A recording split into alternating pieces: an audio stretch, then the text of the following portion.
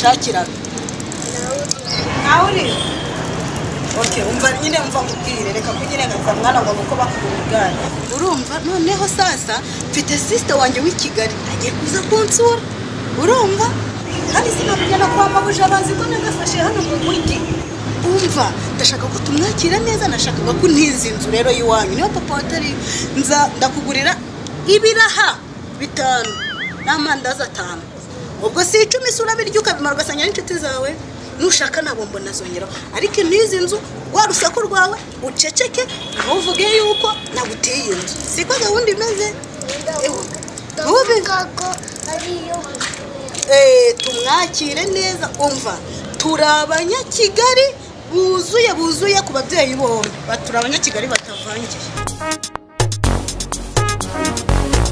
ubwo ninge urayituba bonsi simiri yanzu yiwanyu sibyo nkabanyirayo ubwo ningewe urabuyikodesha kuburyo najyana nihamagarishwa nyirinzu ntuseke bimwe byawe nihamagarishwa na nyirinzu kugira ngo yumve yuko inzu yose yiwanyu nyikodeshe umva kuburyo nzasubira mu cyaro ababwira tumva peti yaragafashe sinshaka ko bazankura mu mujyi umva uyu mujyi nzawusaziramo nk'imbabura cyangwa umugati sinawuva oh no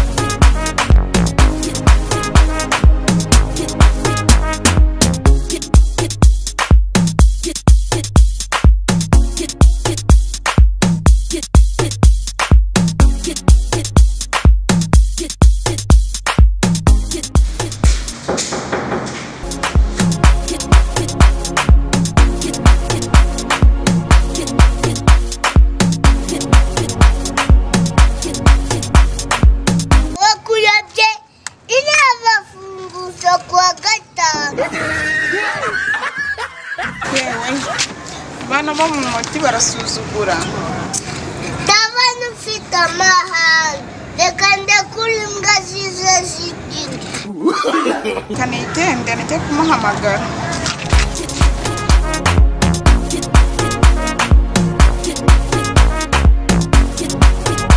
mururantumiriza imbwa ngo zindi n'inganze mpamagare wanze umwe mubwira ukuntu rwanda rwari rusuzuguye.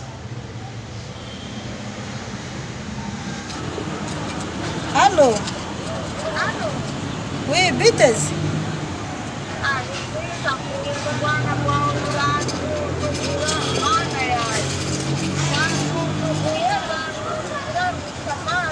Wabigenza ute?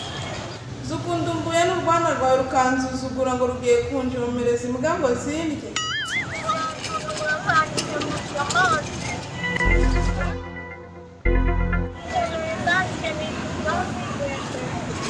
None se wahageze basi wageze ku muryango?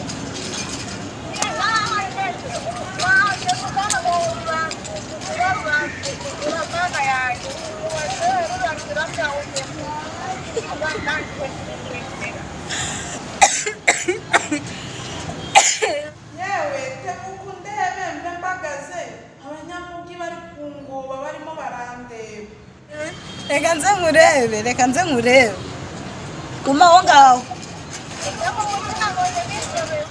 Ibyo muvugise uzamenyera satwe ko twasirimutse twarangije kuba basirimu. Uzi mu mwanyikero nagisubiramo. Ewe mfite amatsiko yo kureba ukuntu umeze cyo kora. Urwo rurimi rw'iwacu cyo kora urugabanye mu mujyi bataguseka baguye ibitwenge ukumirwa. Witonda utansebye. ivuzi byawe naryo urigabanye tujye tuganira amagambo makeya uvuga nyine nawe urabyumva nyine unkorera umuti uvuge nk'umuntu w'umusirimu nababwiye ko turabe i Kigali sibyo